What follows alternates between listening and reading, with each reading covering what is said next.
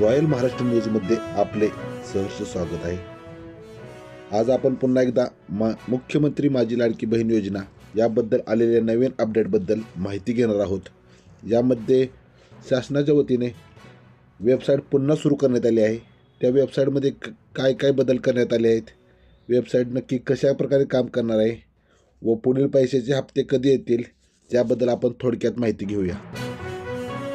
मुख्यमंत्री माझी लाडकी बहीण योजना वेबसाईट सुरू झाल्यामुळे ज्या बहिणींना आत्तापर्यंत पैसे आले नव्हते त्यांचे फॉर्म अप्रूव्ह आहेत का नाहीत ही माहिती आता पाहायला येत आहे।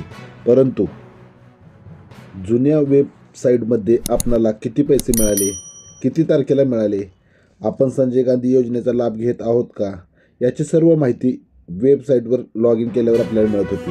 परंतु आता यात बदल करण्यात आले आहेत। आता फक्त लॉग इन केल्यानंतर फक्त अप्रूव्ह आणि ॲक्शन हे दोनच पर्याय दिसत आहेत।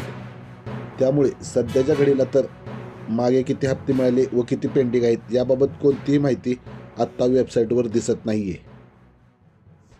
नवीन वेबसाईटवर आत्ता लॉग इन होत असून सर्व माहिती भरता येत आहे, त्याचप्रमाणे कागदपत्र अपलोड करता येत आहेत।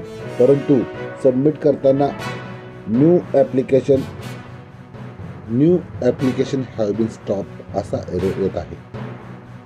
शासनामार्फत नवीन अर्ज भरणे कधी सुरू होणार याबाबत कोणतीच अधिकृत माहिती दिली गेली नसून आत्ता कोठेही ऑनलाईन फॉर्म भरणे सुरू नाही। त्याचबरोबर संक्रांतीला शासन बहिणींची संक्रांत गोड करणार का, हप्ता किती येणार 1500 का 2100 याबाबत अजूनही माहिती देण्यात आली नसून याबाबत माहिती मिळाल्यास लवकरच आपण आपल्या चॅनलवर अपडेट करू।